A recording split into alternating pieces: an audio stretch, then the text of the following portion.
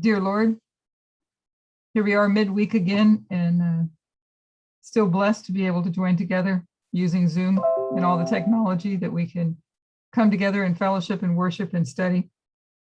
Lord, we plead with you for, first we ask you, Lord, for your grace and to forgive us our sins and continue to lead and guide and direct us, Lord, that we would walk with you with all meekness and humility and never ever dishonoring you, but in all that we do glorifying you. And we ask you to help us to have the understanding we need as we continue to press upon Panium. And knowing, Lord, that we're soon to go to the Levites. And we want to understand tonight's study, we want to understand radical feminism. And we ask you for the discernment necessary, that we would have the discernment and wisdom of what applies and what doesn't fit the prophetic the prophetic understanding of our work. And we just ask you to guide us and direct us, and that we might be blessed together through this study, through this discussion. We thank you and we praise you and we ask this in Jesus' name. Amen.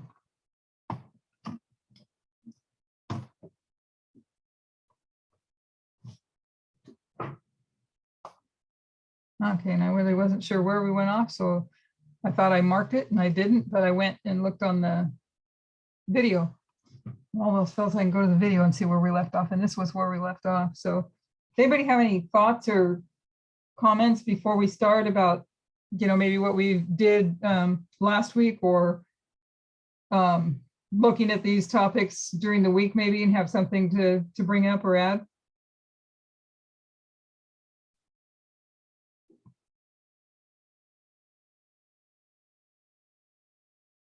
Okay, then, so we'll just go ahead and continue on.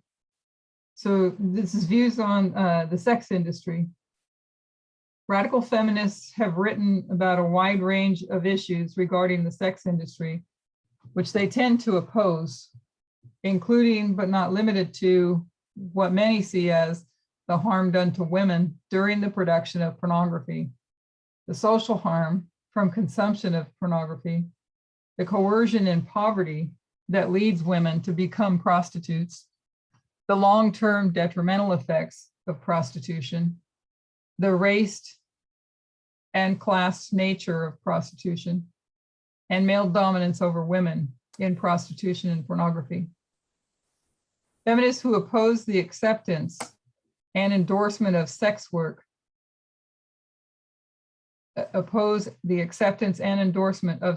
are sometimes disparagingly labeled as sex worker exclusionary feminists, or SWERFs.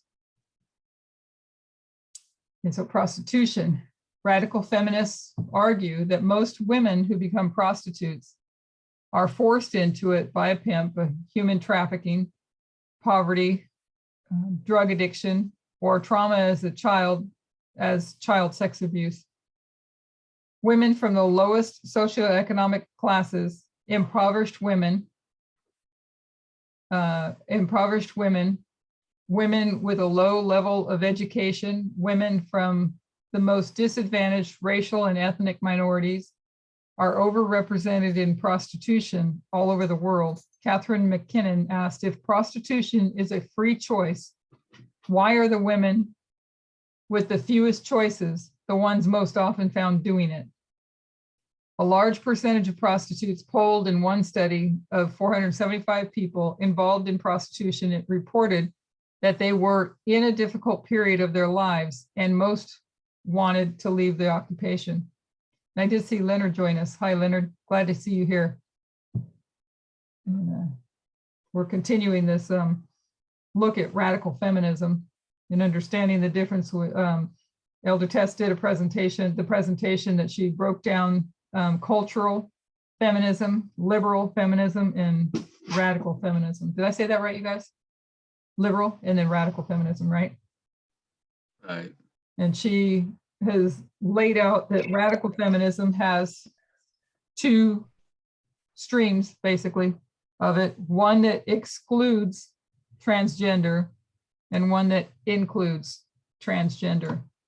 And saying that this movement will be representing the radical feminist view, and surely with the transgender included. So we're kind of trying to look at radical feminism to understand it. Okay, that was a little brief summary in case, because I can't remember if Leonard was here last week or not.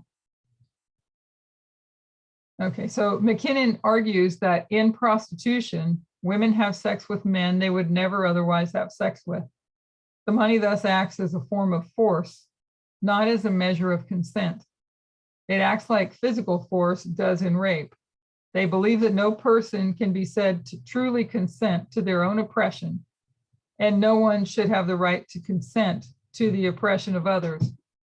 In the words of Kathleen Berry, consent is not a good divining rod as to the existence of oppression, and consent to violation is a fact of oppression. So when you have few choices, and this is a choice that puts the roof over your head and feeds, I don't even know if it does all that stuff, because you have the pimps taking their cut and everything else that comes along, all the dangers and the beatings and everything else that comes along with it. So Andrea Dworkin wrote in 1992, prostitution in and of itself is an abuse of a woman's body. Those of us who say this are accused of being simple-minded.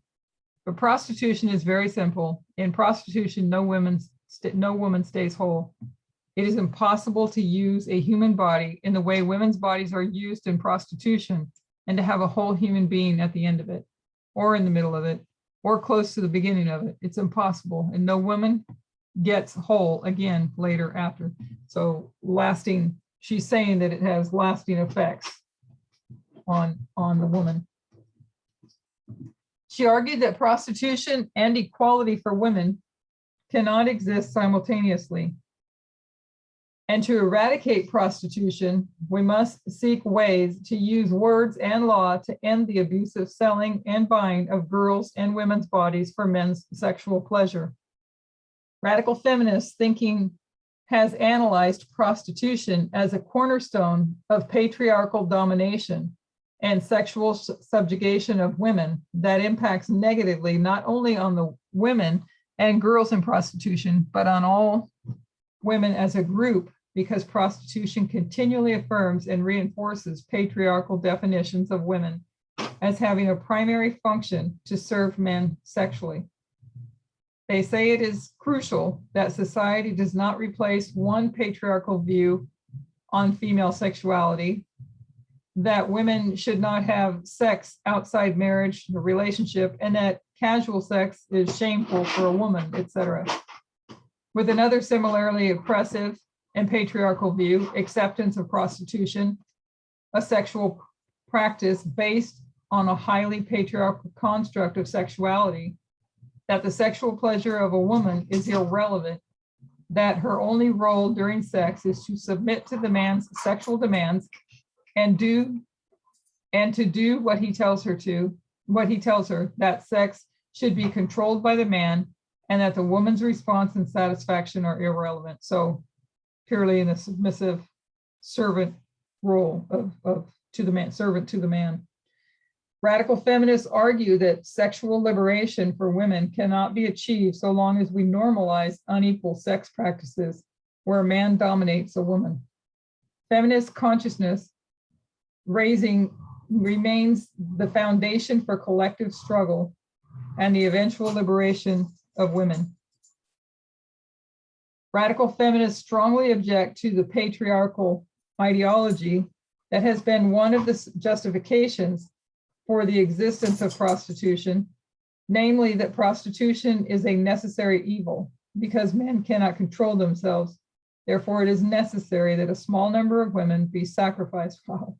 Okay, radical feminists strongly object to the patriarchal ideology that has been one of the justifications for the existence of prostitution, namely that prostitution is a necessary evil because men cannot control themselves. Therefore, it is necessary that a small number of women be sacrificed to be used and abused by men to protect chaste, is that chaste? Right. Women from rape and harassment. So they're justifying, this is what she's saying, if I'm understanding right, they justify it because it keeps women from being raped by allowing, by having prostitution, these women sacrificing themselves, it takes away, those men that can't control themselves can have a prostitute instead of go rape somebody. That's how I understand what that said. These feminists see prostitution as a form of slavery and say that far from decreasing rape rates, prostitution leads to a sharp increase in sexual violence against women by sending the message that it is acceptable for a man to treat a woman as a sexual instrument over which he has total control. Melissa Farley argues that Nevada's high rape rate is connected to legal prostitution. Nevada is the only US state that allows legal brothels, and it is ranked 4th out of the 50 US states for sexual assault crimes. I guess that theory is blown, that it doesn't stop rape, does it? Indigenous women are particularly targeted for prostitution in Canada, New Zealand, Mexico, and Taiwan. Studies have shown that Indigenous women are at the bottom of the race and class hierarchy of prostitution, often subjected to the worst conditions, most violent demands, and sold at the lowest price. It is common for Indigenous women to be overrepresented in prostitution when compared with their total population. This is as a result of the combined forces of colonialism, physical displacement from ancestral lands, destruction in Indigenous social and cultural order, misogyny, globalization, neoliberalism, race discrimination, and extremely high levels of violence perpetrated against them. Pornography. This must be Catherine McKinnon. Radical feminists, notably Catherine McKinnon, charged that the production of pornography entails physical, psychological, and/or economic coercion of the women who perform and model in it. This is said to be true even when the women are presented as enjoying themselves. It is also argued that much of what is shown in pornography is abusive by its very nature. Gail Dines holds that pornography, exemplified by gonzo pornography, is becoming increasingly violent, and that women who perform in pornography are brutalized in the process of its production. Radical feminists point to the testimony of well-known participants in pornography, such as Tracy Lords and Linda Borman, and argue that most female performers are coerced into pornography, either by somebody else or by an unfortunate set of circumstances. The feminist anti-pornography movement was galvanized by the publication of Ordeal, in which Linda Borman, who under the name of Linda Lovelace had starred in Deep Throat, stated that she had been beaten, raped, and pimped by her husband, Chuck Traynor, and that Traynor had forced her at gunpoint to make scenes in Deep Throat, as well as forcing her by use of both physical violence against Borman, as well as emotional abuse and outright threats of violence to make other pornographic films. Dworkin, McKinnon, and Women Against Pornography issued public statements of support for Borman and worked with her in public appearances and speeches. Radical feminists hold the view that pornography contributes to sexism, arguing that in pornographic performances, the actresses are reduced to mere receptacles, objects for sexual use and abuse by men. They argue that the narrative is usually formed around men's pleasure as the only goal of sexual activity, and that the women are shown in a subordinate role. Some opponents believe pornographic films tend to show women as being extremely passive, or that the acts which are performed on the women are typically abusive and solely for the pleasure of their sex partner. On-face ejaculation and anal sex are increasingly popular among men, following trends in porn. McKinnon and Dworkin define pornography as the graphic, sexually explicit subordination of women through pictures of or words that also include women dehumanized as sexual objects, things, or commodities. Radical feminists say that consumption of pornography is a cause of rape and other forms of violence against women. Robin Morgan summarizes this idea with her oft-quoted statement, pornography is the theory and rape is the practice. They charge that pornography eroticizes the domination, humiliation, and coercion of women and reinforces sexual and cultural attitudes that are complicit in rape and sexual harassment. In her book, Only Words, 1993, McKinnon argues that pornography deprives women of the right to express verbal refusal of an intercourse.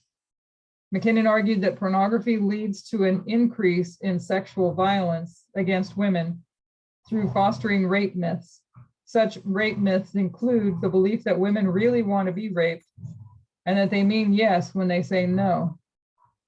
She held that rape myths perpetuate sexual violence indirectly by creating distorted beliefs and attitudes about sexual assault and shift elements of blame onto the victims. Additionally, according to McKinnon, pornography desensitizes viewers to violence against women.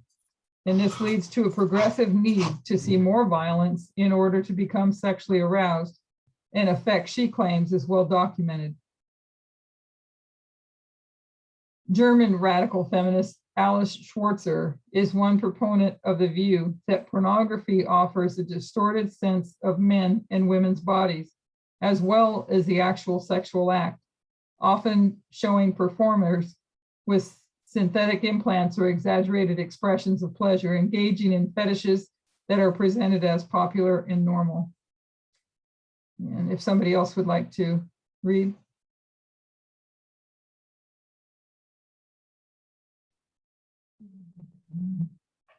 Radical lesbian feminism.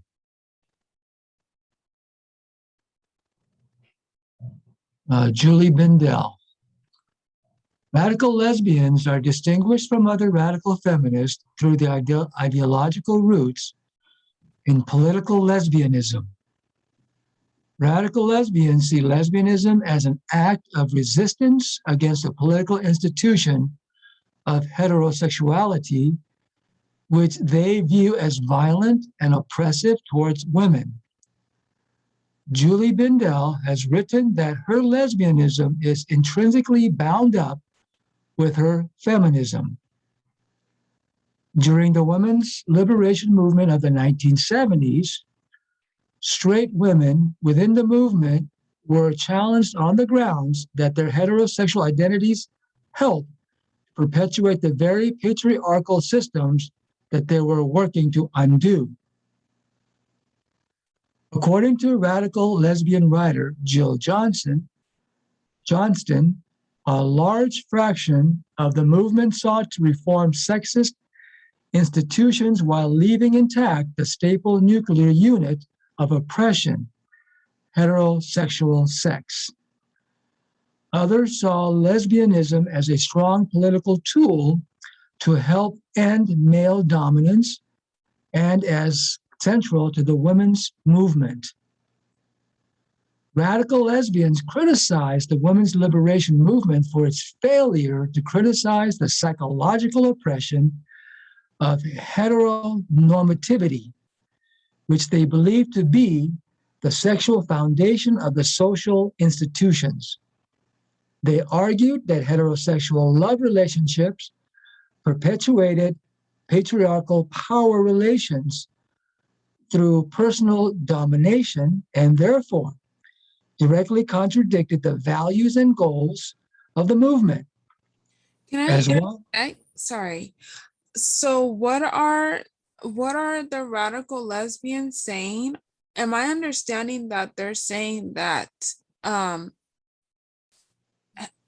heterosexual relationships how do I want to say it?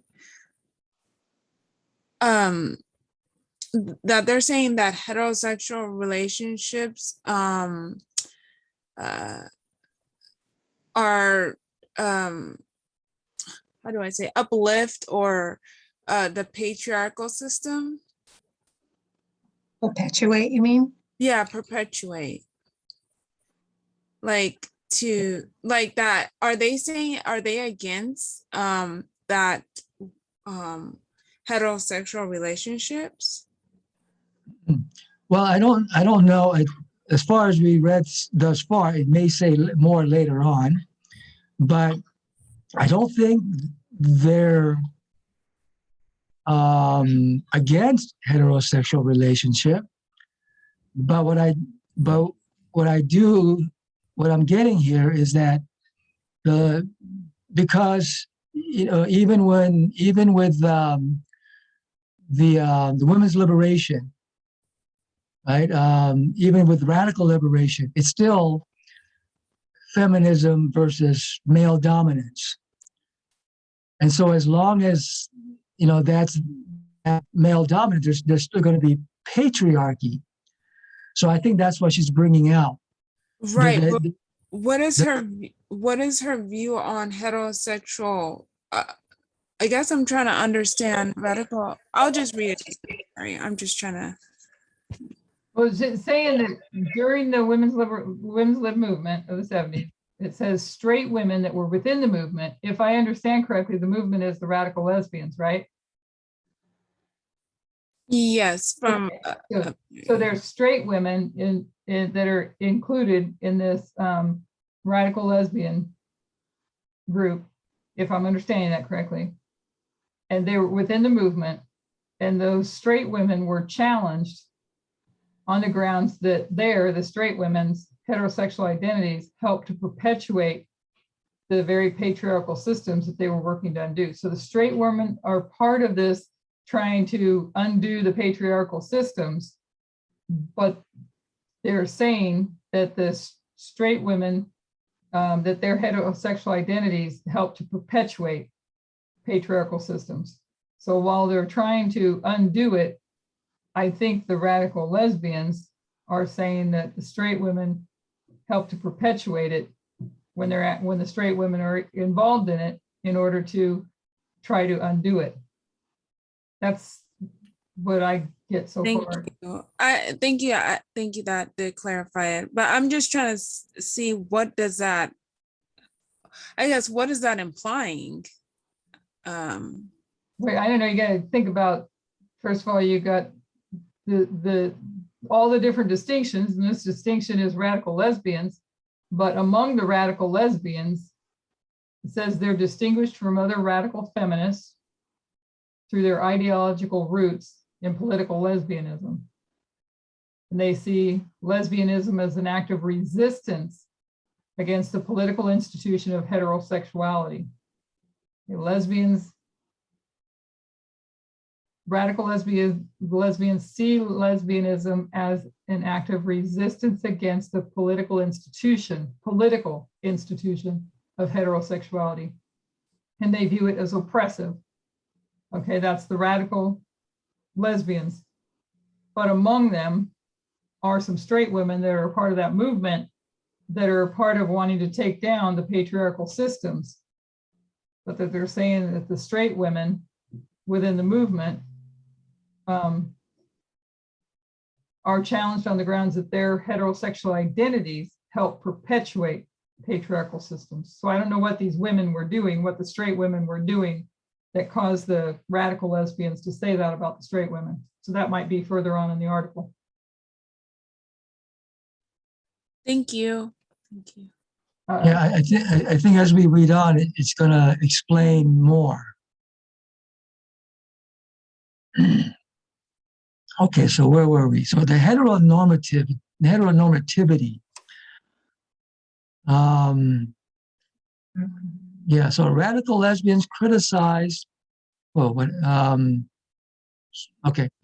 Radical lesbians criticize the women's liberation movement for its failure to criticize the psychological oppression of heteronormativity, which they believe to be the sexual foundation of the social institutions.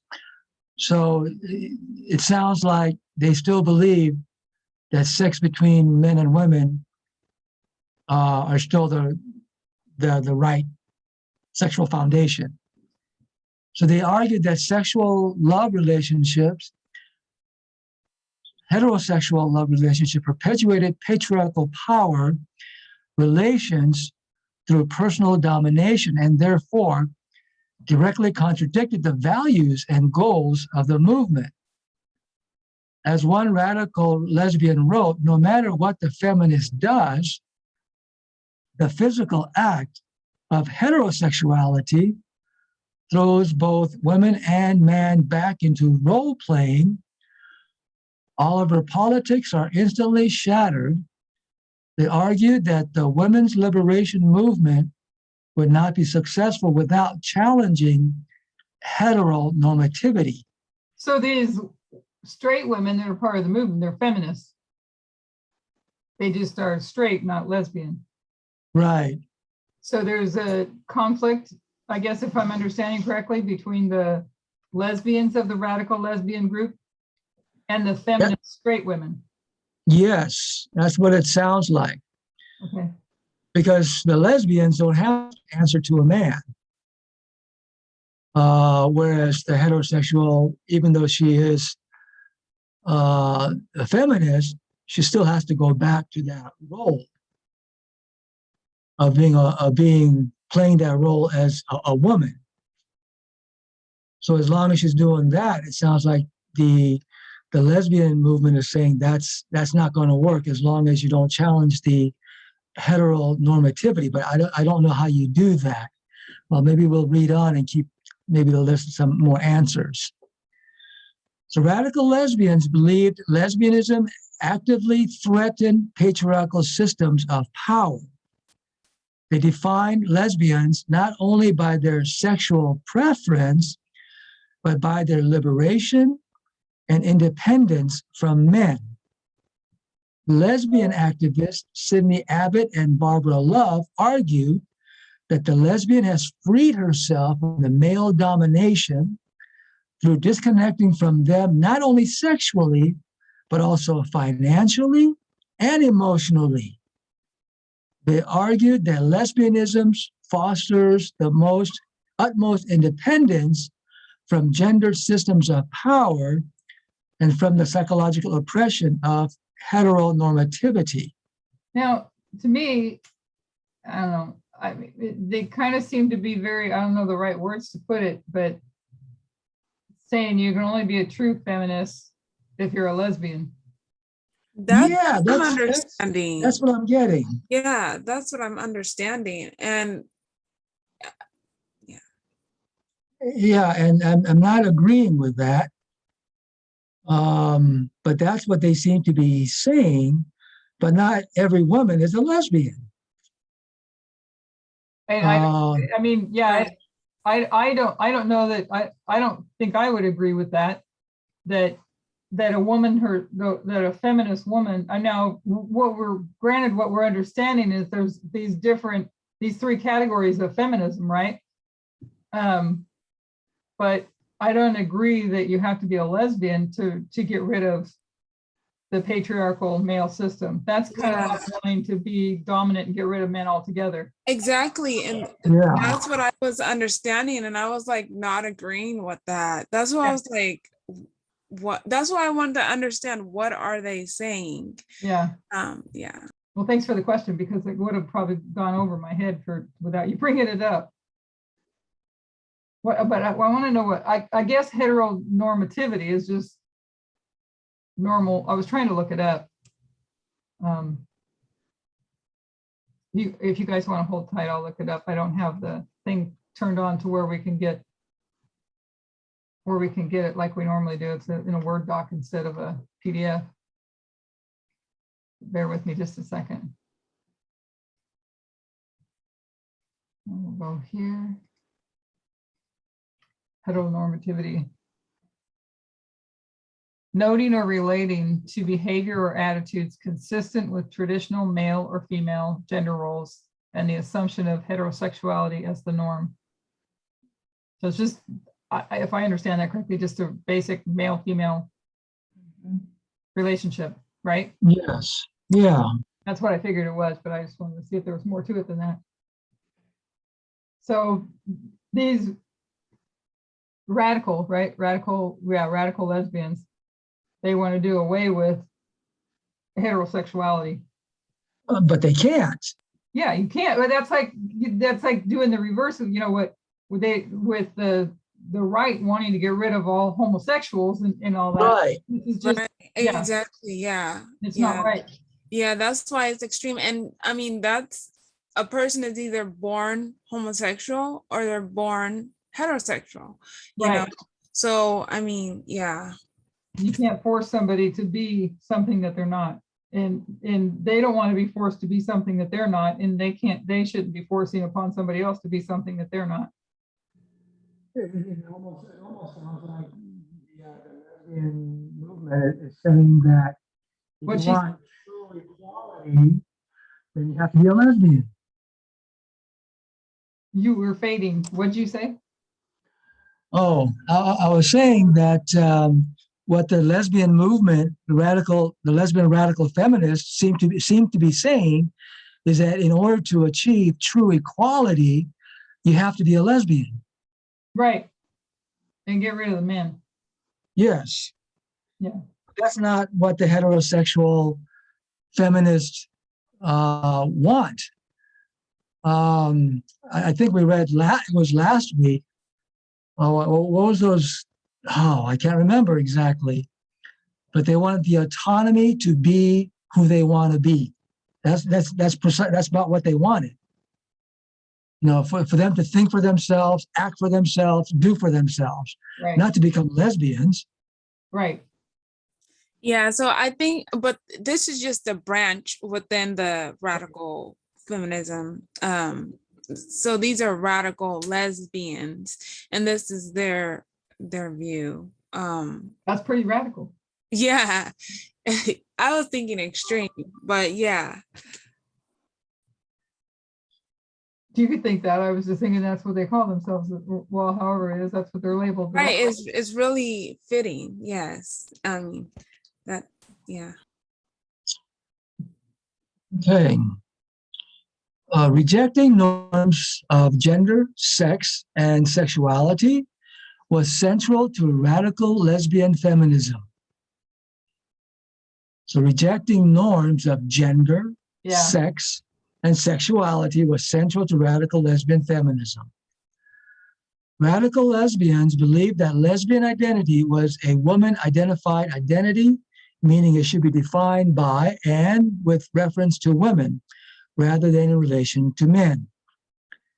In their manifesto, The Woman-Identified Woman, the lesbian radical feminist groups, radical lesbians, underline their belief in the necessity of creating a new consciousness that rejected traditional normative definition of womanhood and femininity, which centered on powerlessness. Their redefinition of womanhood and femininity stressed the freeing of lesbian identity. Scroll up, please. I did. It's just delayed on your end. Oh.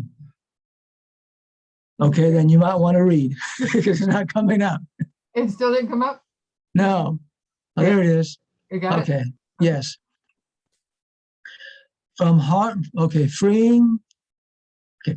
Their redefinition of womanhood and femininity stressed the freeing of lesbian identity from harmful and divisive stereotypes. As Abbott and Love argued in Is Women's Liberation a Lesbian Plot? As long as the word dyke can be used to frighten women into a less militant stand, keep women separate from their sisters, and keep them from giving primacy to anything other than men and family, then to that extent, they are dominated by male culture.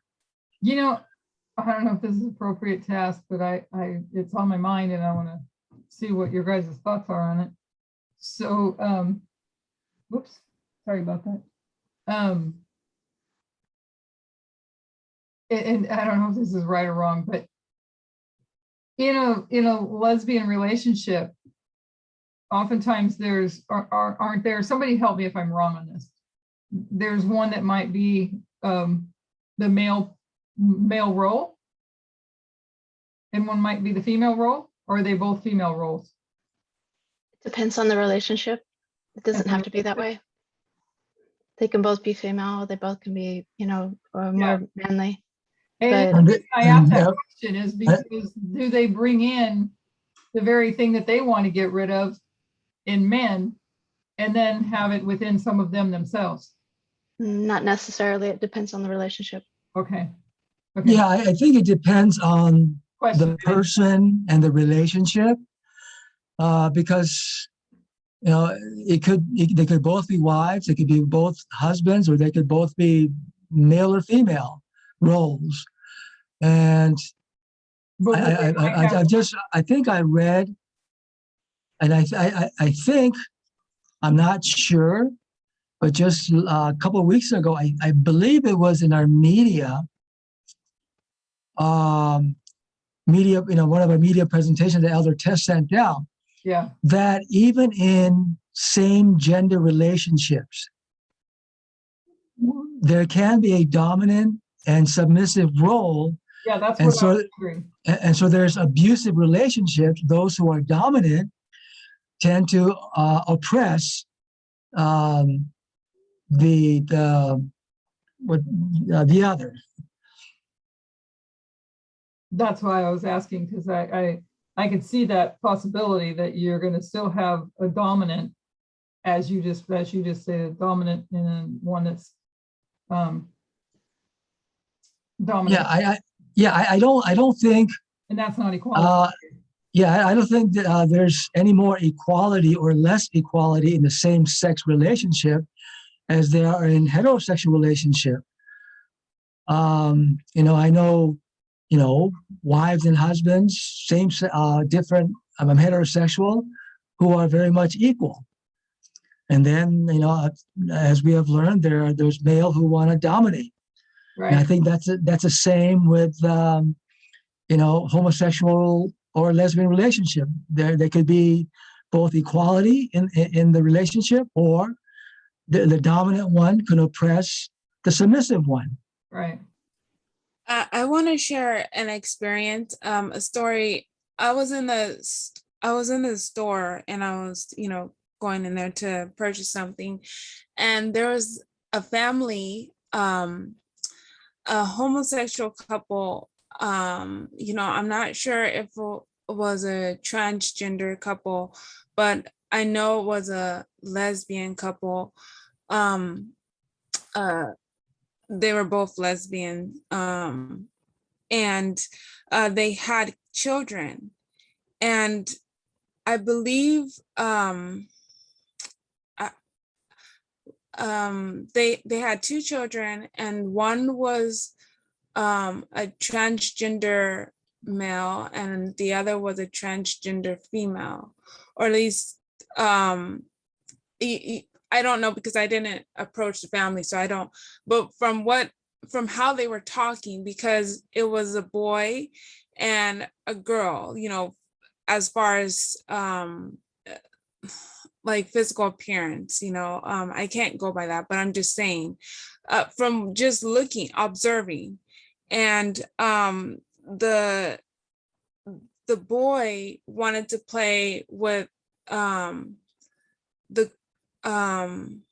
and no, it was a girl who wanted sorry, I'm trying to get it correct, but the girl wanted to play with the boy toy, but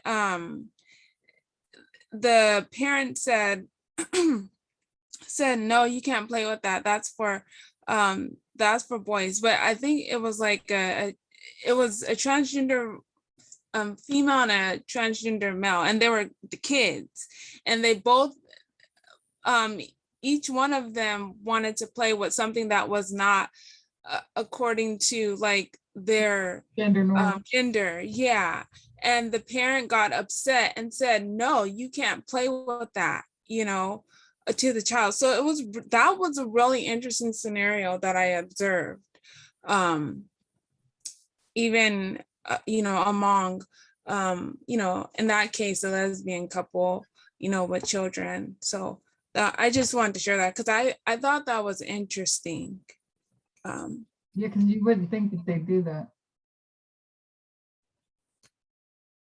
participate Yeah. like they would. But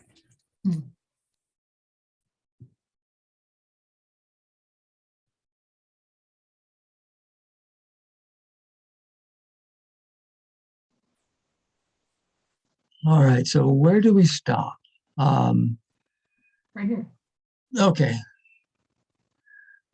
Radical lesbians reiterated the thought, writing, in this sexist society, for a woman to be independent means she can't be a woman, she must be a dyke. The rhetoric of a woman-identified woman has been criticized for its exclusion of heterosexual women. The rhetoric of a woman-identified woman has been criticized for its exclusion of heterosexual women. Okay. According to some critics, lesbian feminism use of woman-identifying rhetoric should be considered a rhetorical failure. Critics also argue that the intensity of radical lesbian feminist politics, on top of the pre-existing stigma around lesbianism, gave a bad face to the feminist movement and provided fertile ground for tropes like the man-hater or bra burner. Okay, so gave a bad face to the feminist movement and provided fertile ground. Okay, so in come the man haters and the bra burners. Okay. yeah, I was thinking that as we were reading that that is where that probably stemmed from, where some people have the view that feminists are man haters. Well, I should say some people have that view that some feminism Yeah. are man haters. Yeah. Well, the men feel threatened by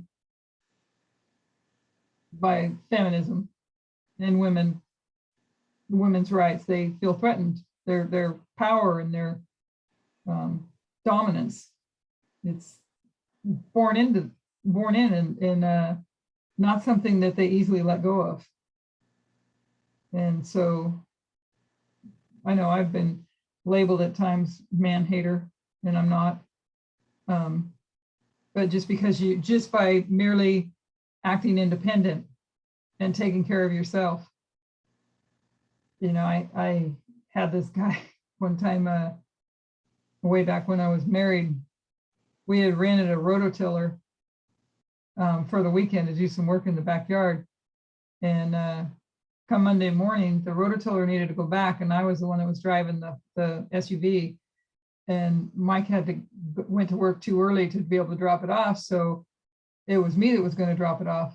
So I drove to the rental place, and that guy, I don't remember all the words he used and said, but basically I needed to go tell my husband to bring this back because this was no place for a woman.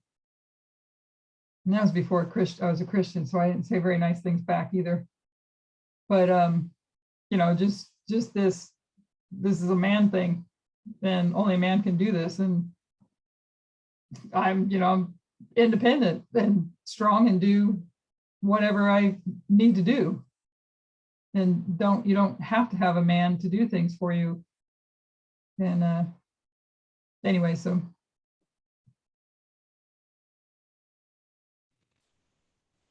Do you want to keep going or?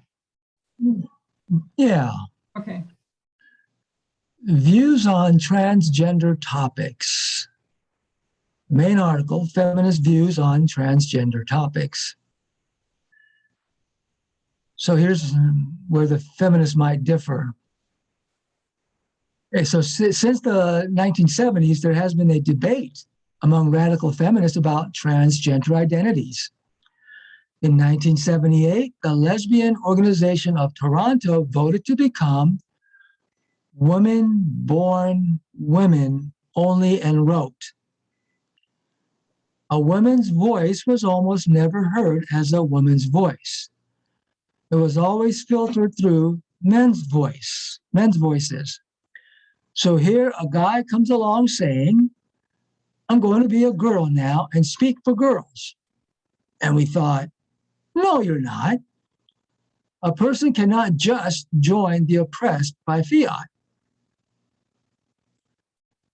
Some radical feminists, such as Andrea Dworkin, Catherine McKinnon, John Stoltenberg, and Monique Wittig, have supported recognition of trans women as women, which they describe as trans-inclusive feminism, while others, such as Mary Daly, Janice Raymond, Robin Morgan, Germaine Greer, Sheila Jeffries, Julie Bindel, and Robert Jensen have argued that the transgender movement perpetuates patriarchal gender norms and is incompatible with radical feminist ideology. So why is that? Because they're still viewing them as a man? Argue that transgender Yes, movement. that's why, because they don't recognize. Them as a woman. Yes. Those who exclude trans women from womanhood or women's spaces refer to themselves as gender critical and are referred to by others as trans exclusionary.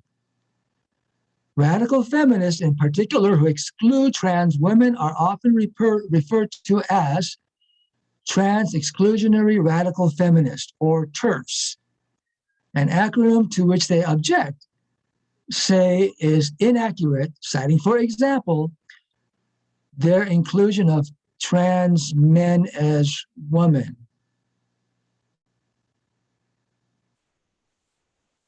Citing, for example, did I miss something? You have to read that carefully, I see. Because those who exclude trans women, because there's two groups here. You got the radical feminists, and there's two groups. The one group is inclusive, trans inclusive, and one is trans exclusionary. Okay, so those who exclude, so the trans exclusionary women from womanhood or women's spaces refer to themselves as gender critical and are referred to by others as trans exclusionary. Radical feminists in particular who exclude trans women are often referred to as exclusionary feminists, an acronym to which they object and say that that acronym is inaccurate. And to say that it's inaccurate, citing, for example, their inclusion of trans men as women.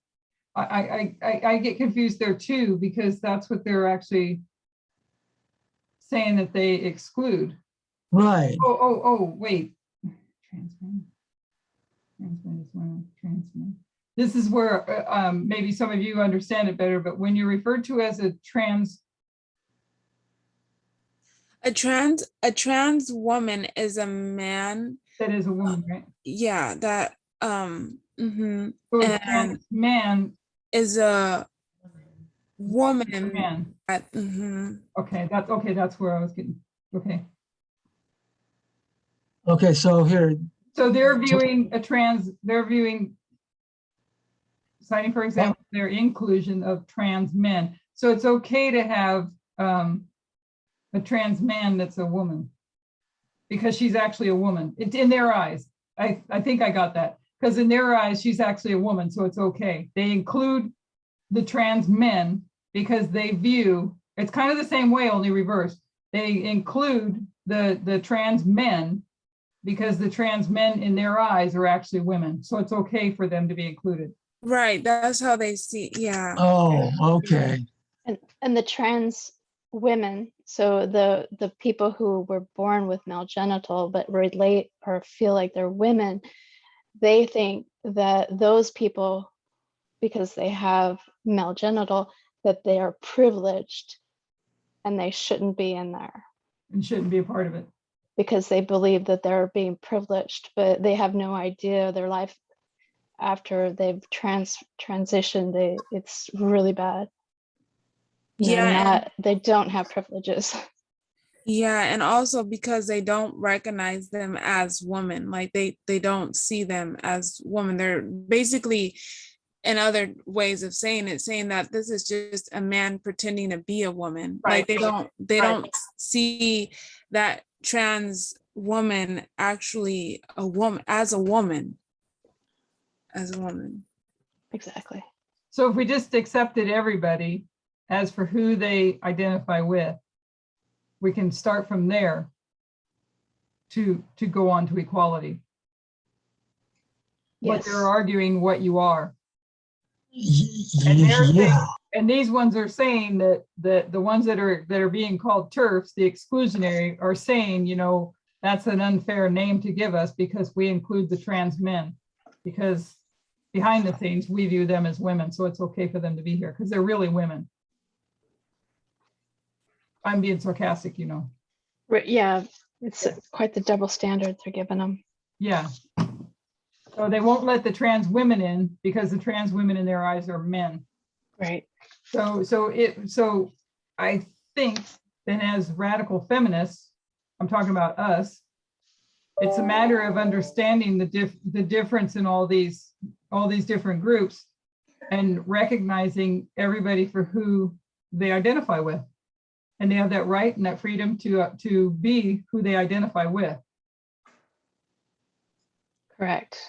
Right. Yeah, for me, this is just an education of all the different splintered groups that are there, because in reality, they're all equal. Right. Because we're all individuals and we all should be treated with respect. Yes. But you can see why they're thinking that. Well, they're thinking that because they're not accepting the gender identity of the person. So, but by not accepting the gender identity of the person, here they are, this woman's group, this feminist group, Women's Lib and all that. It's like, you can't be here because you're a man. But if you're a trans woman, meaning you are a man's body, but you identify as a woman, you're going to go on in life and experience the things that women experience. If you're going to identify as a woman, aren't you? Please repeat that. I know that was complicated, wasn't it? So if you're a trans woman, meaning you're a male body that transitions, right, or whatever, I think there's different degrees to where they do that. But you're now a woman. In your heart, you feel like you were born in the wrong body, that Right. you're a woman. Right. So you're a woman, and whatever length they go to for the transition, they live as a woman, they identify as a woman, in their heart they're a woman, all these different things. So they're going to be they're going to be experiencing some of the very things that oppression and submissive, you know, all those things of the patriarchal system, right? Right. And probably even And more worse. so. Yeah. Worse. I would say, and worse, because they're also fighting against other women who don't accept them as women. Right. You know, and that's the sad part. You know, because at my job, you know, I there's always that, not anymore, no, not anymore like that, but you know, there's those issues where individuals, not the job, not the company itself, but individuals, you know, where they're hesitant to put a transgender woman into a room with another woman. You know what I'm saying? What a cis woman, sorry, that's what I should say. That's the proper way of saying it. What a cis woman, you know? So this woman is like you and I, right? yes. Okay. Someone who relates as heterosexual. Yes, a cis Okay. woman is, yeah, a woman who is born with female genitals and also identifies, feels like a woman, sorry, I understand what I'm saying, but it's not coming out the way I want it to come out. But yeah, so and I know this, and that's why it's kind of weird how it's coming out the way it is. But yeah, basically it's just a cis woman, you know. So there's those issues, and that makes a trans woman feel bad, you know, because it's like, you know, it is discrimination. Like, you don't see me as a woman, and I am a woman, you know. So yeah. Okay. That's how they feel. That's how they feel. So they say that that acronym is a slur and even hate speech to call them trans exclusionary, because they accept the trans men, because they see the trans men as a woman anyway, so they can be a part of us because you're actually a woman to us anyways. And they call that hate speech, calling them trans exclusionary radical feminists, TERFs.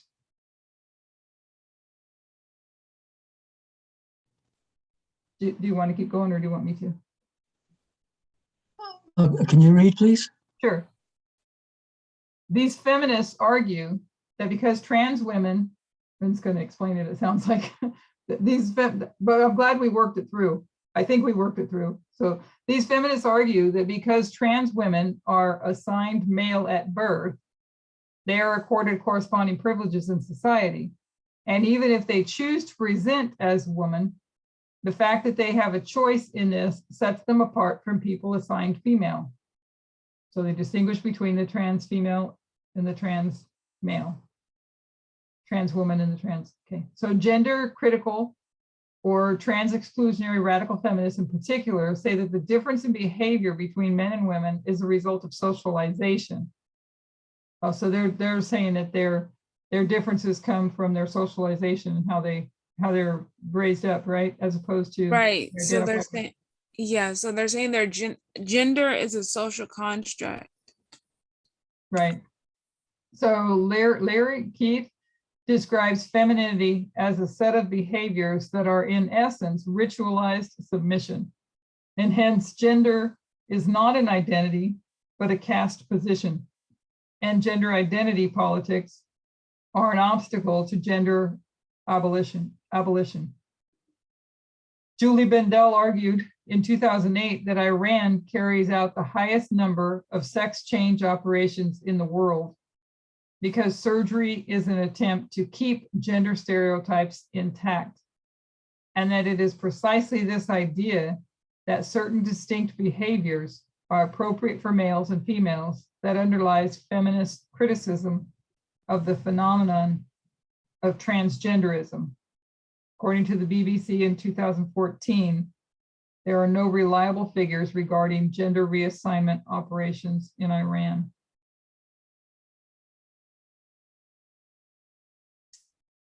In the transsexual empire, the making of the she-male, 1979, the lesbian radical feminist Janice Raymond argued that transsexuals reduce the female form to artifact, appropriating this body for themselves. The Whole Woman, 1999, Germaine Greer wrote that largely male governments recognize as women men who believe that they are women.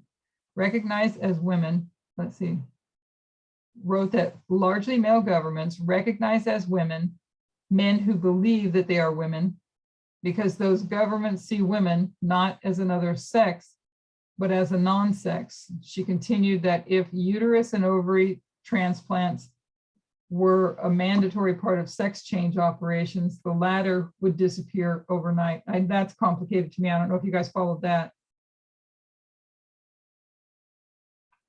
Want to take a stab at it, Victoria?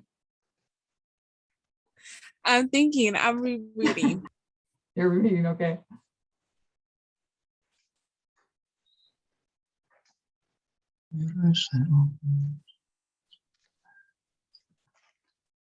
What's the latter?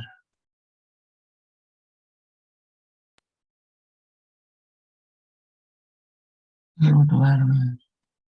I think the latter is where it's talking about largely male governments recognized as women, men who believe they are women. So it's a government that's recognized as women, but it's men that believe they are women. Wrote that largely male governments recognized as women. I think there's a typo there, but or something I don't know if it was meant, but I think that the governments I could be wrong in how I'm understanding, but wrote that largely male governments recognize as women. So male governments recognize as women men who believe they are women. So the government recognizes women. No, that can't be right. How I'm thinking to want to understand it, but yeah, I don't understand that. The best that I get out of it is it's a male government, largely male government. So here you have a government, and it's mostly males, recognized as women. The government recognizes women, men who believe they are women. Yes, that I'm thinking that government recognizes the women who believe the woman, or yeah, recognize a woman, or recognize men who identify as women.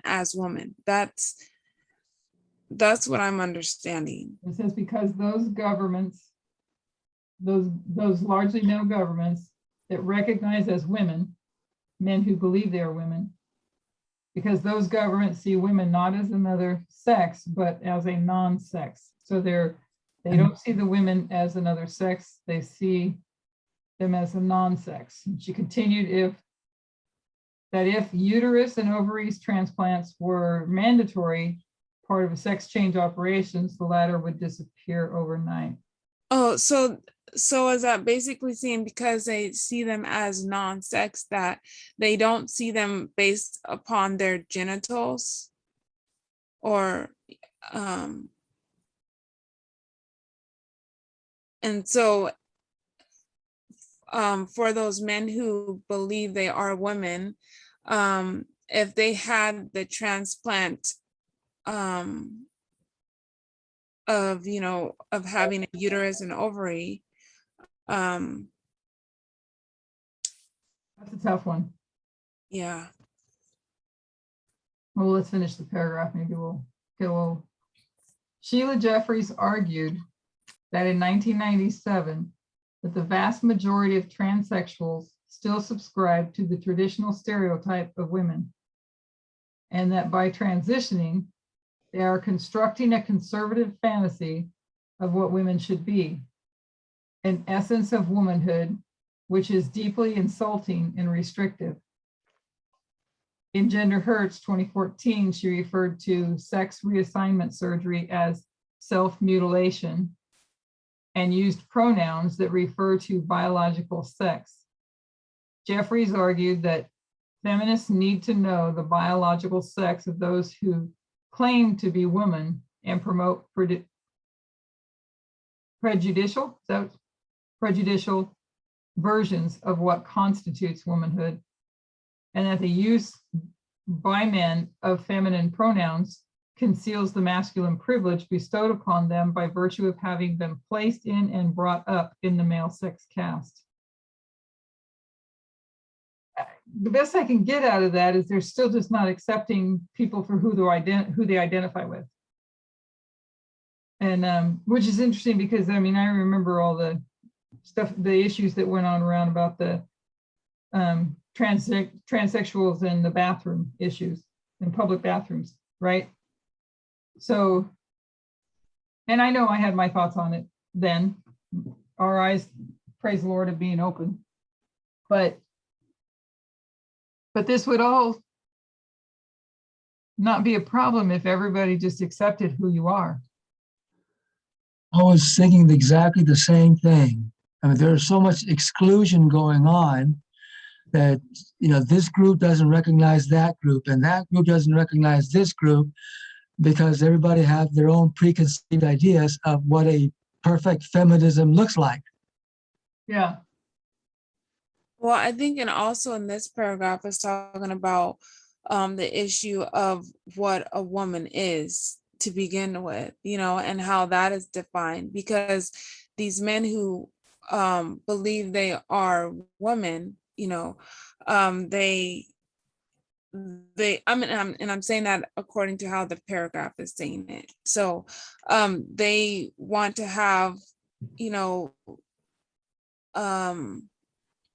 I don't know if I'm going to say this right, but you know, those who want to go through with the surgeries to have the you know, the uterus or the ovaries, you know, the woman genitals or body parts, you know, that they,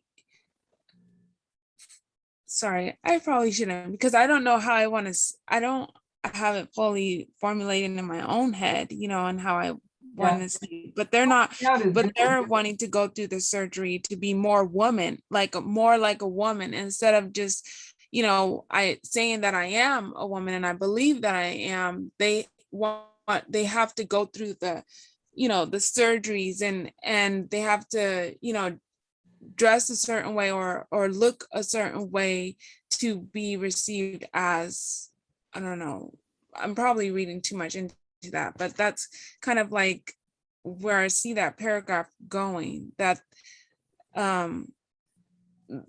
that they're trying to be as, you know, the I guess what society is defining as a woman, you know, instead of, I'm thinking too, picture yourself. I mean, look at us. I'm pretty sure we're all here heterosexual. Picture yourself.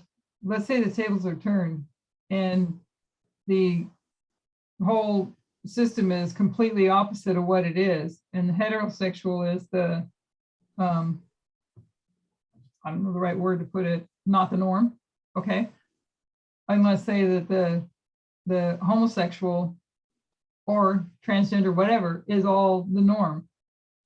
And here you're living in a society where you're not the norm. There's laws stacked up against you because you don't fit society, their mold. And just think about you know, it's hard enough sometimes to get by in life, but to have this upon you as well and struggle to live who you are and struggle with, you know, there's got to be emotional struggles. There's got to be, trying to think of the right words to use, depression for some, you know what I mean? With what they have to put up with. If I'm making sense. yeah, you're making sense. Yeah. I So mean, it's bad. I mean, I don't want to say it's bad. It's not bad. That's not a poor way to say it, but it's difficult enough to not be what normal society says you ought to be. So we right. live in this world that normal society says you're to be heterosexual, a male and a female. And then those of you that aren't, you were going to try to force you to be it or what have you. You know, imagine all the emotions and all the struggles through life you have to go through with that. Mhm. All the ridicule, the mocking, the what have you, the rejection of rights, all of it. And so if we were to just be who we are and accept who we are and identify who we are, and everybody accept that, and then you take the Declaration of Independence and just apply that to everybody equally. I kind of think this is new ground for a lot of people, Yeah. especially in this movement. I mean, I didn't come from a conservative background or anything, but unless you're around that, you know, these people that have these issues with society, you just, it's just new ground. I like from what I can see. I have nothing to base it on, you know, and saying that, I think we just, as Christians, just have to emulate Jesus's character and just be accepting and loving and respectful of anybody. Right. Right. But we'll be out there. Bottom line, just be Christ-like. Right. Well, I can understand. I can understand now why "Thus says the Lord" is so attractive. It was so easy. Because it Yeah. gets rid of all this. It denies people. Well, it gives you answers. Yeah. Yeah, I mean, you have your Supposedly answers. well, you have your male dominance, you have your submissive women, and that's that. There's no arguing, and that's that. And you have your homosexuality in there as well. Yeah, and then you have all these different factions, which make it more difficult to understand because they're all, I mean, and that's, I suppose that's why gender is a non-issue in heaven, because this is all the problem that it can cause. And simply, if we just accepted everybody for who they are, what they want to be, what they want to do, as long as, I guess, everybody has rules, God has rules, but if you fit in those rules, as long as you're free and you have the liberty to do, as long as you do no harm, and be what you want to be, who you want to be, when you want to be, everybody is accepted for who they are. There would be no issues. But here, we're talking about radical feminists, who's for transgender, who's against transgender. You got lesbian feminists who are against heterosexual feminists. I mean, it's a mess. Yeah. I agree. I remember being irritated by gay people saying that they were a minority, and I say, I kind of, but I didn't know their history. I didn't know their history throughout it. Well, the history in the last 6,000 years. I just didn't know that. But I always just get irritated by them saying that they're a minority, and I would just say, like, well, what do you know about discrimination? And I never really thought it out when I was thinking and saying that. But now that we study some of the things that they went through, I could see where they do fit in there, where they do qualify for being discriminated and all that good stuff throughout the centuries. So, and that's just my thought. Yeah, I think it's really sad, because as human beings, we all want to be, accepted and loved and to belong, and it's just sad because we grow up in a world where, society is trying to define, what things are and, how things are supposed to be, and when someone doesn't fit that norm, or when someone, is just being who they are, it really society limits people to who they can be and who they are, because if you don't fit into the box or the norm that society has created or established as is, then you really don't fit. It doesn't make room for people to fit, and everybody is not the same. Everybody is different. We're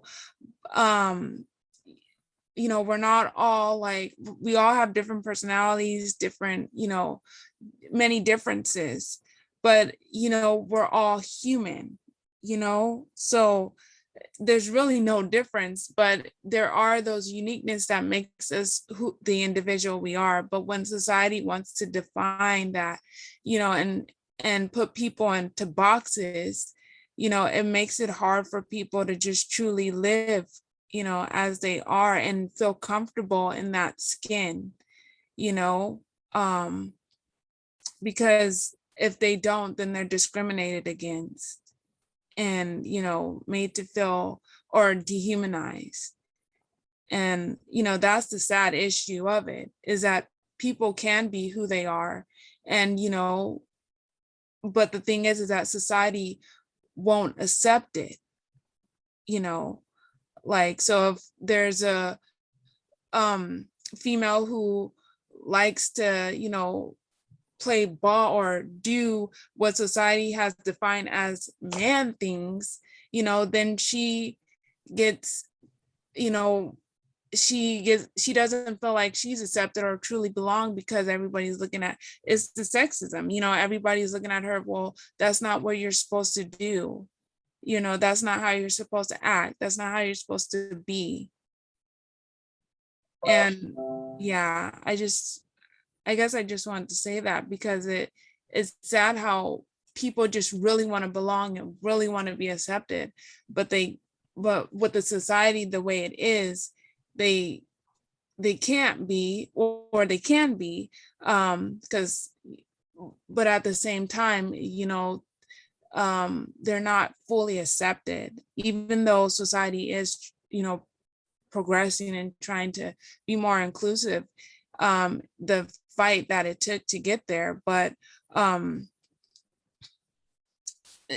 that's the kind of sad reality of it. And I know there's more to it. It's not that simple, but that, that's just the sad reality.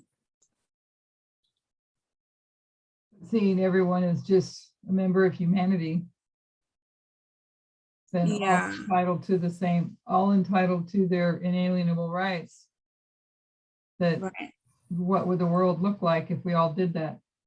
Yeah, and I was thinking, well, what if we didn't have these social constructs? Like, what if people were just born to just be who they are without having to feel like they have to fit into a box, or, It's just all accepted in every, yeah. Yeah, exactly. Just I wonder what a person would really be like, what that would really even, look like. Well, If someone was just born. we'll be seeing it if we're faithful. Yeah, amen. That's Because that's the way it'll be. And I'm sure, I mean, on this earth, not talking about heaven, because I know it won't be this way in heaven, but it, if it were accepted, you'd have a lot less screwed up people. Where you find acceptance, you got people who are a lot less stressed and they're not screwed up. You know what I mean? right. So by contrast, trans inclusive radical feminism, these are the ones that include the trans, claim that a biology-based or sex essentialist ideology itself upholds patriarchal constructions of womanhood. That's a tough sentence. I was struggling with that. I was trying to read it while we were talking. Andrea Dworkin argued as early as 1974 that transgender people and gender identity research have the potential to radically undermine patriarchal sex essentialism. And this is her argument.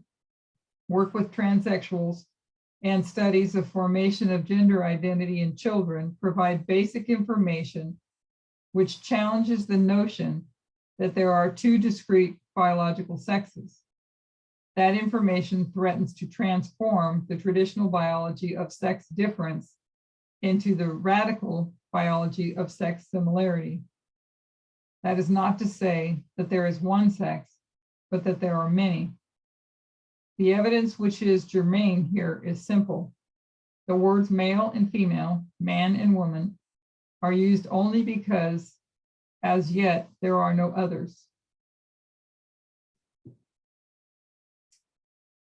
So it's foreign to us and we need to understand it. In 2015, radical feminist Catherine McKinnon said, male-dominant society has defined women as a discrete biological group forever. If this was going to produce liberation, we'd be free. To me, women is a political group. I never had much occasion to say that or work with it until the last few years, when there has been a lot of discussion about whether trans women are women. I always thought I don't care how someone becomes a woman or a man. It does not matter to me. It is just part of their specificity. I'm sorry, I'm in trouble with that word. Their uniqueness, like everyone else's. Anybody who identifies as a woman, wants to be a woman, is going around being a woman, as far as I'm concerned, is a woman.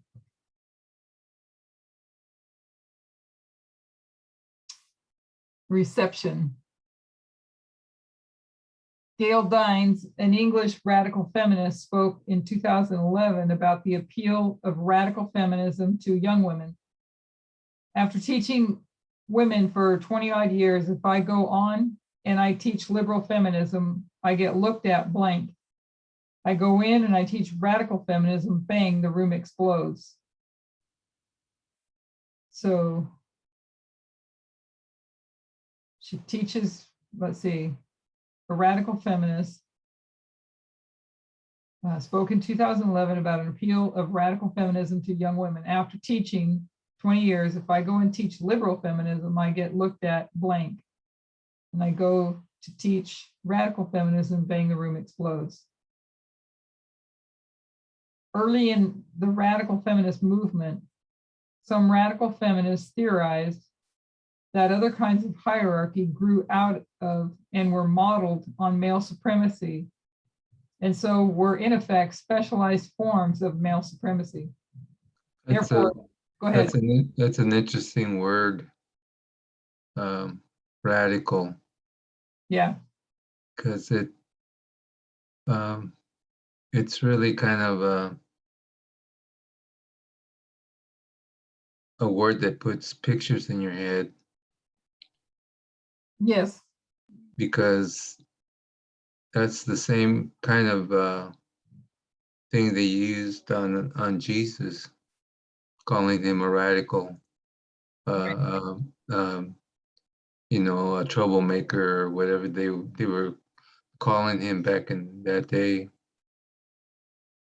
And instead of just looking at the sentence or whatever the content is, the radical just pops up in your head. At least in my head, it just pops up. You could use that word to describe many different things. Right. And it would, yeah, you're right, because the subject that we're giving it, that we're putting it on, radical feminism, would that be is feminism is a thing, so it's a noun, right? Right. And radical would be the adjective. So you can put any other noun in there and you'd get a whole different story or thought. Like you just put Christ in there. It's calling him radical. I guess it just colors it, especially being here in the United States. That's part of the propaganda that this country uses. When they use radical, and first thing you think of is Islam or the radical right or the radical left, or it's they put a negative connotation on it. Right. Instead of looking at it in context where what the way they're using it in a sentence. But I just thought that was interesting on that point and that. So early in the radical feminism movement, some radical feminists theorized that other kinds of hierarchy grew out of and were modeled on male supremacy, and so were in effect specialized forms of male supremacy. Therefore, the fight against male domination took priority because the liberation of women would mean the liberation of all. This view is contested particularly by intersectional feminism and Black feminism. Critics argue that this ideology accepts the notion that identities are singular and disparate rather than multiple and intersecting. For example, understanding women's oppression as disparate assumes that men, in creating and maintaining these systems, are actually purely as men in accordance with peculiarly male characteristics, or specifically male supremacist objectives. Ellen Willis, 1984 essay, Radical Feminism and Feminist Radicalism, says that within the New Left, radical feminists were accused of being bourgeois, is that the word, bourgeois? Anti-left or even apolitical, whereas they saw themselves as radicalizing the left by expanding the definition of radical. Early radical feminists were mostly white and middle class, resulting in a very fragile kind of solidarity. This limited the validity of generalizations based on radical feminist experiences or gender relations, and prevented white and middle class women from recognizing that they benefited from race and class privilege, according to Willis. Many early radical feminists broke ties with male-dominated left groups, or would work with them only in ad hoc coalitions. Willis, although very much a part of early radical feminism and continuing to hold that it played a necessary role in placing feminism on the political agenda, criticized it as unable to integrate a feminist perspective with an overall radical politics, while viewing this limitation as inevitable in the context of the time. You can see how this will, this has been a battle, what we see on the line, right? On the lines that has been, you go back to the 60s with the civil rights movement, then women's movement, right? And then you have Stonewall. And I think what we're about to experience is all that coming to a head and turning things upside down. Because God's going to pronounce it okay through his people. And are we all okay and ready with that? Let me rephrase that. We may not yet understand everything, and you don't have to answer this question.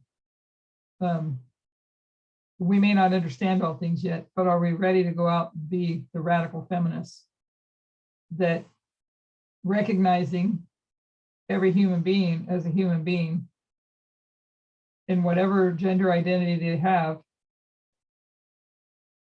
supporting the reinstitution of marriage between any two people in a loving relationship that want to get married.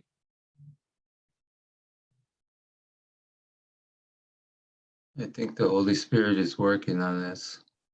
Yeah. I mean, it's look how far we've come from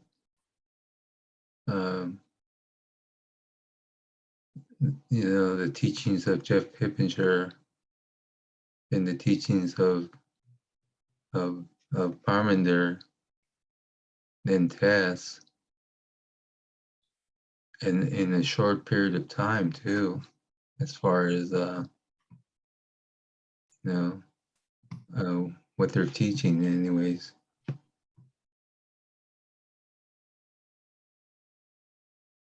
Yeah, Yeah. Definitely far going to be out of the norm of society and cause a stir, right? Yeah. God is changing our hearts and our preconceived notions that we carry in our hearts. In the 20, 30, 40, or 50 years of stuff we put in our brain, you know. Right.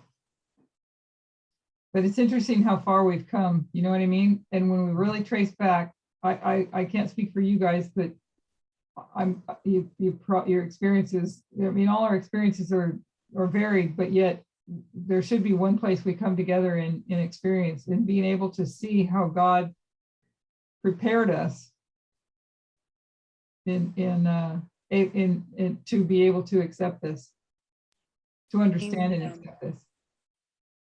I mean, when Tess threw up the whole pants thing, I was just taken aback, kind of in amazement, in thinking to myself, this is a test. This is a test of faith here. Yeah. And that's what it was, a test of faith.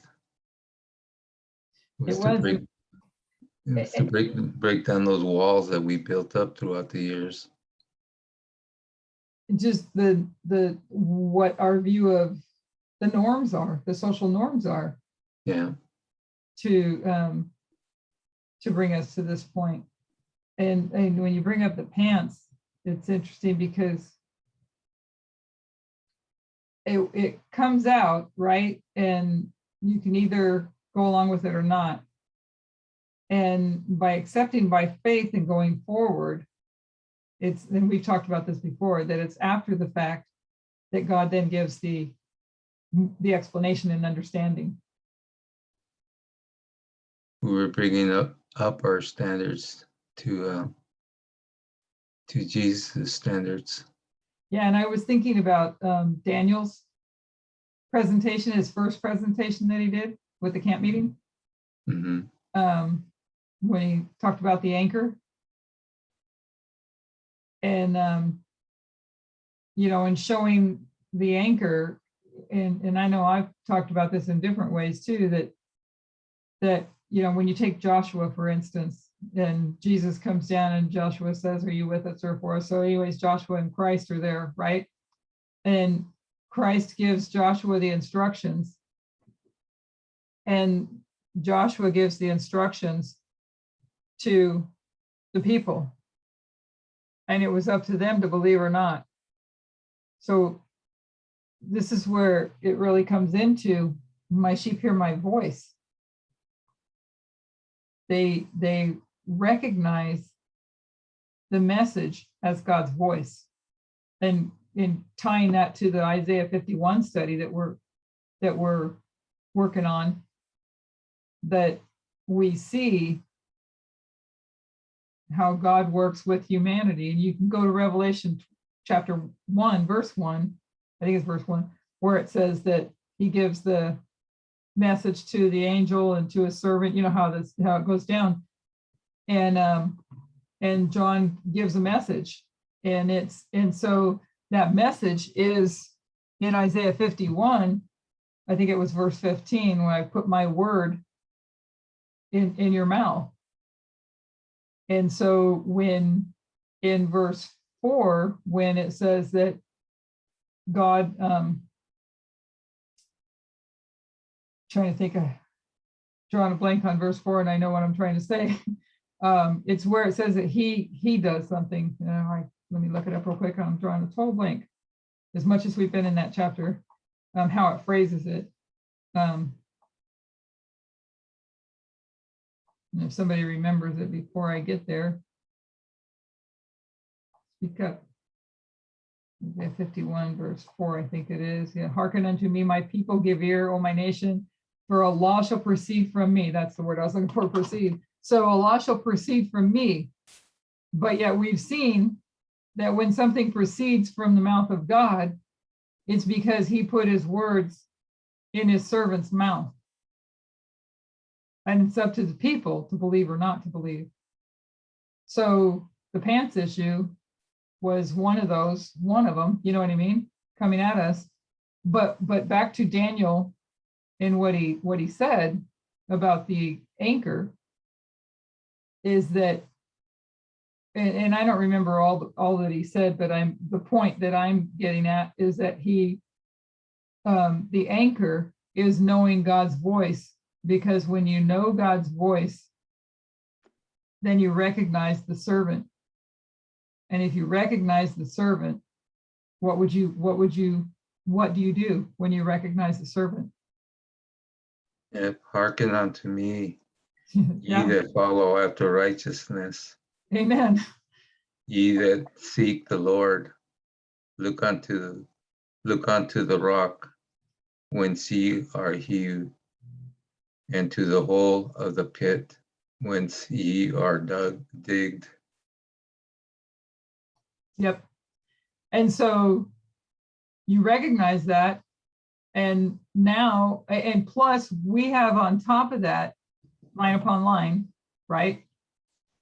And seeing in the lines, in particular, the line of Christ with the line of the 144,000, or a history of success.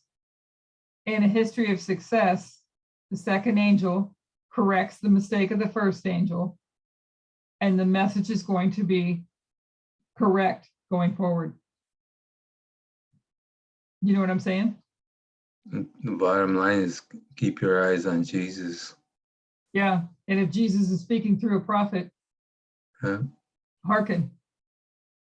So it's like having to recognize that there is a prophet, and Jesus is speaking through that prophet, giving us instruction. And to me, I find it, with all that evidence that we've been given, it's very easy to something radical, the word radical comes out, this radical thinking that's just seems so out of I don't know, so like it's probably not, you might be tempted to think there's no way. But if you have all the lines, you have all the evidence, then you go with it.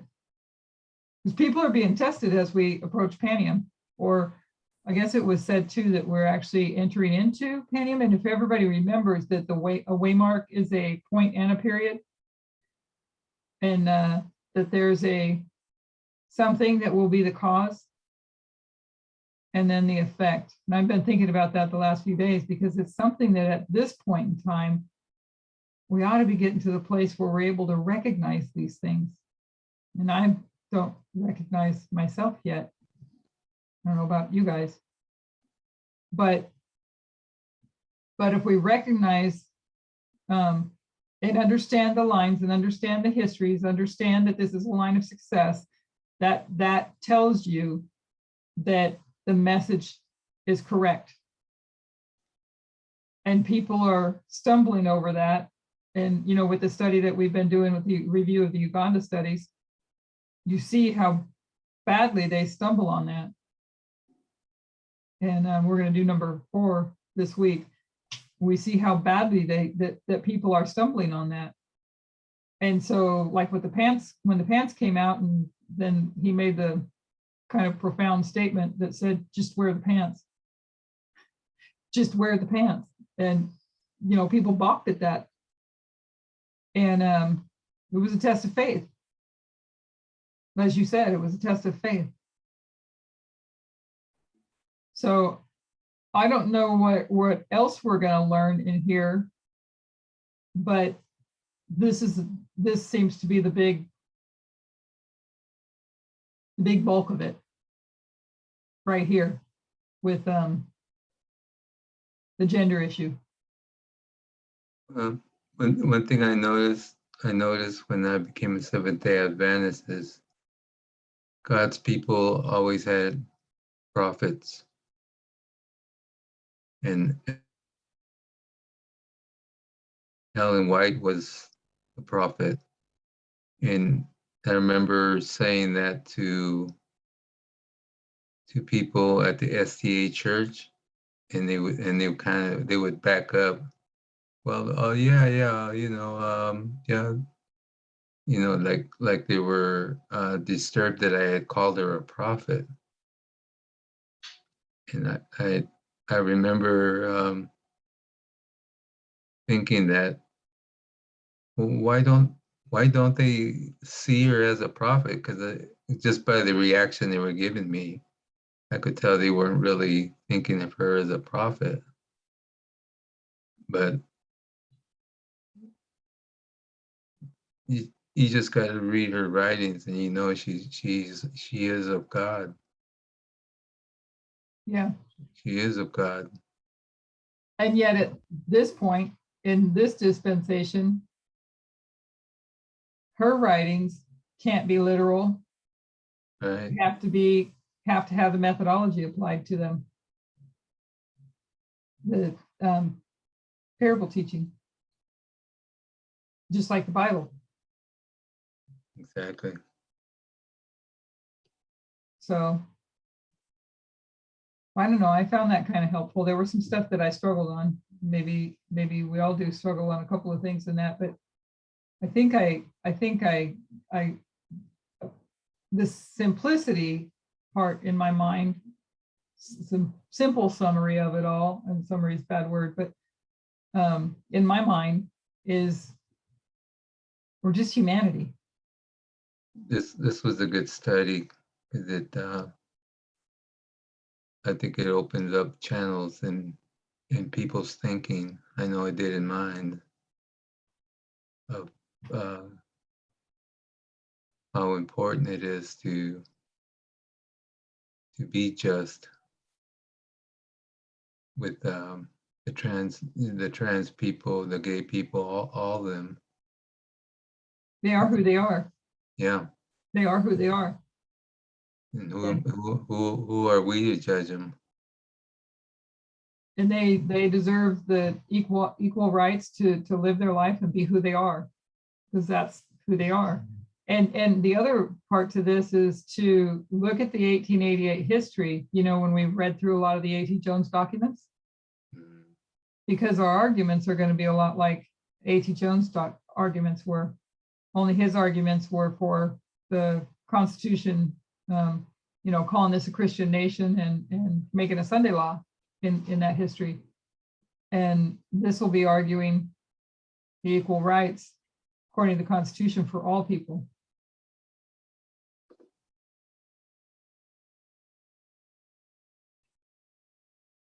So those arguments we need to understand. And I know I need to understand the 14th Amendment better too, because that's critical in all this. That everybody is entitled to the same rights, their inalienable rights. So yeah, it was a good study. Helpful, I think. And does anybody have any thoughts or comments on Panium? It's coming up quickly. What we do know is that it's a victory, a win for the king of the North, and a loss for the king of the South. And we understand that Russia receives a deadly wound, and it's related to the spheres of influence.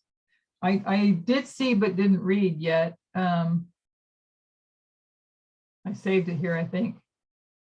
And I'm not going to pull it up and read it, but anyways, it's a New York Times article. It just came up on my phone, so it's just the heading is the Polish border crisis. So I'm thinking, I mean, I just caught that, and I was thinking, as my mind is on, you know, spheres of influence in Russia. That popped in. I haven't read it yet because I was working, and then we got on the study. So, but anyways, there might be something there to look at if anybody's got their New York Times subscription up. There's a Polish border crisis. Is that where the refugees are rushing it in through Poland and all that? I think so. I never opened it because I didn't want to lose it off my notifications. Yeah, they're. It says the EU sides with Poland over migrants at Belarus border. Western officials accuse the leader of Belarus of sending migrants to EU borders as retaliation for sanctions. Lithuania, which also borders Belarus, declared a state of emergency. Yeah, accusing Belarus of trying to create a migrant crisis. The EU sides with Poland in border standoff. So I'm going to probably read it tonight after we finish here. And I also, well, let's close in prayer first. Francisco, would you like to close in prayer? Sure.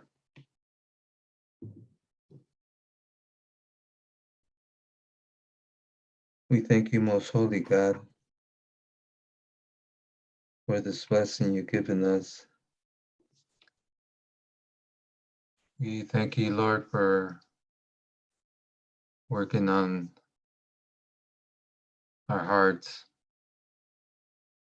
and our understanding of what we need to be, what your character is. We thank you for all the blessings you bestow on us each and every day, Lord.